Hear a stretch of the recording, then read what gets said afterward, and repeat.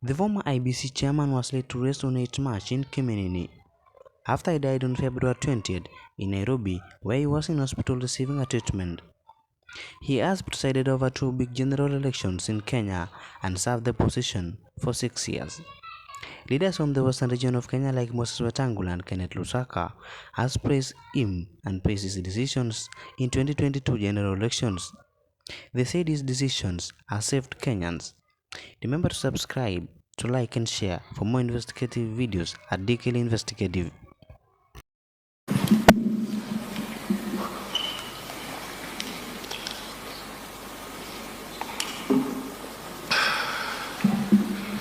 A tribute to my father.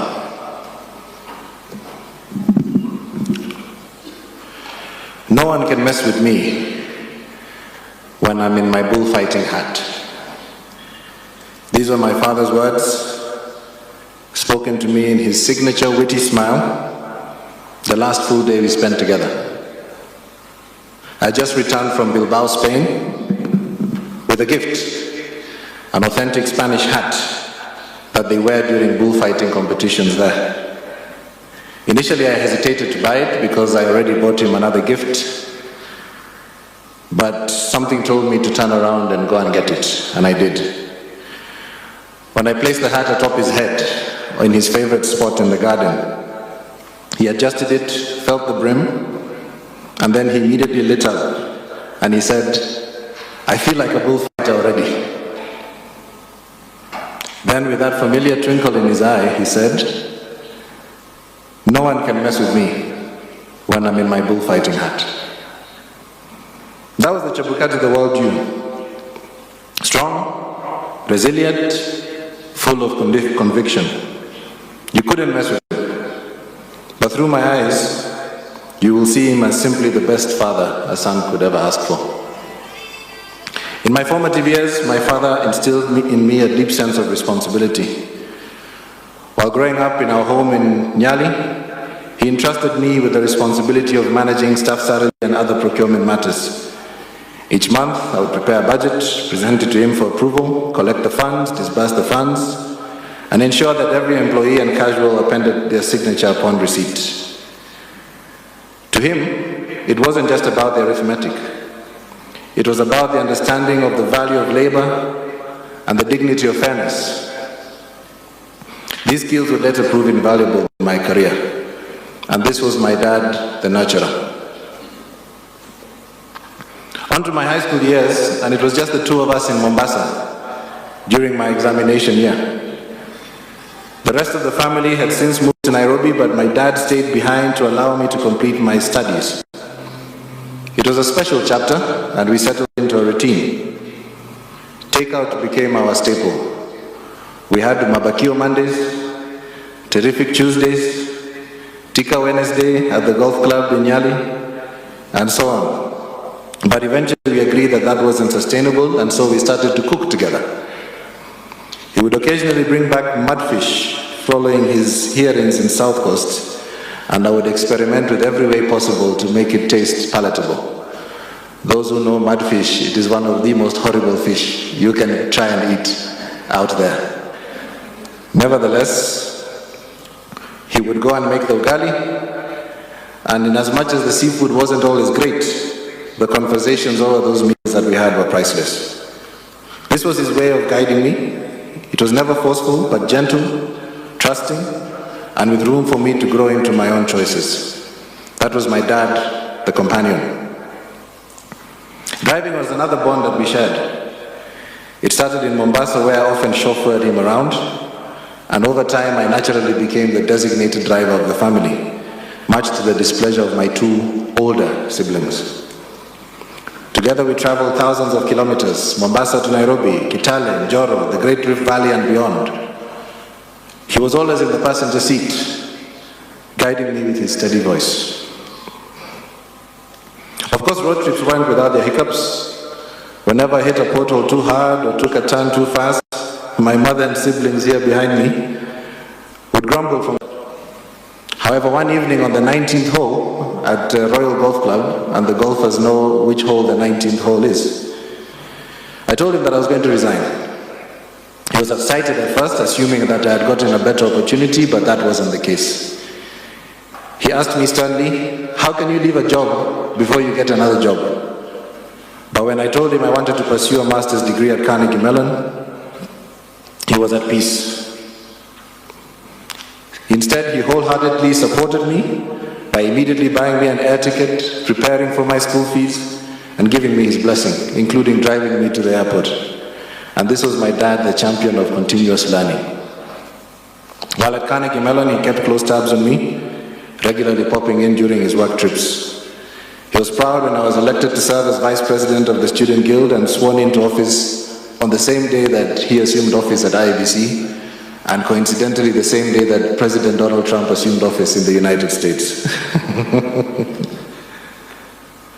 One time when my mother and he visited, I had a few friends over for dinner. He asked that we have a group dinner, and unfortunately 15 people showed up. They were all excited and eagerly deeper to meet Chairman, people from varying nationalities from across the world. They just wanted to come and say hello. Later on in life, when he completed his term of office, he was gifted, he had earlier been gifted a Rwandan traditional stick called an inhoni, given to great warriors. And when he completed his term of office, he came home, took off his tie, and he reached for that stick. To me, that was symbolic and a poignant reminder that the impact of leadership transcends borders. My dad also supported me in business. When I started my business in Rwanda, we needed some money to secure some premium office space. And so he loaned me Kenya shillings 620,000, interest-free for 12 months. When we repaid him as a company 1 month early, he was proud. But when he learned that the bank had flagged the transaction as suspicious because I was supposedly the son of a politician, he was absolutely furious. The same bank later on refused to open a business account for one of my businesses, citing the same reasons. His response? He closed his own accounts with the bank. Much to the frantic calls of all the managers, he ignored them, hung up on them, and proceeded to close his accounts with that bank and moved his salary account elsewhere. This was my father, principled, protective, and unwilling to let his family be mistreated. You couldn't mess with him. As my life in business grew, I would regularly consult him, and he would regularly challenge me, given that, after all, he had been in private practice for over 30 years, so he knew a thing or two about business. One evening, following another sitting at the 19th hole, he insisted on escorting me home. I obliged, excited to finally get to show my dad my apartment. He entered and I gave him a customary tour. Kamwambia, ona TV mzee, iko pale, ni sawa. Iko sofa set hapa, wacha nikonyeshe fridge, and so on. I was very excited to have him over. And then later on we sat on our balcony, and with my chest proudly out, I said, I've achieved all this because we've got a good client and they're bringing in a certain amount every month. He looked at me, smiled, and with this typical quirky smile, he said, only. Hiyo ni kidogo. Double it. This confused me. I was expecting a pat on the back. Well done, son. Congratulations on what you have achieved. But here he was challenging me to do more, to be more, and to achieve more. I'm proud I had the opportunity to report back to him that I successfully doubled it as he had initially wished. As time went on, my hard work was recognized and I was invited to CMU to receive an award.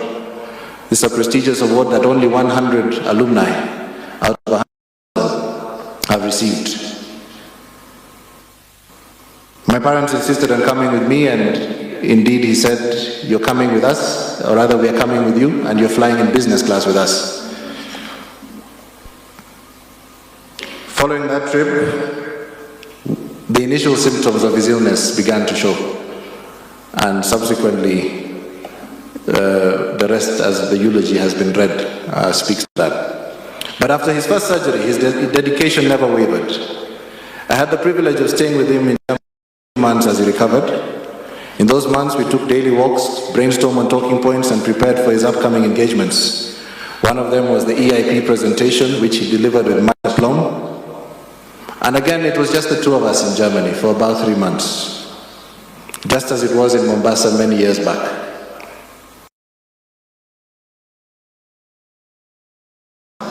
Because that is what was available to us out there.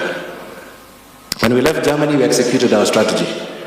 I had the privilege of traveling with him to the 2023 Economic Symposium in Abidjan, to South Africa in Cape Town, and to help him prepare for his presentation in Lisbon, Portugal, where he received an award.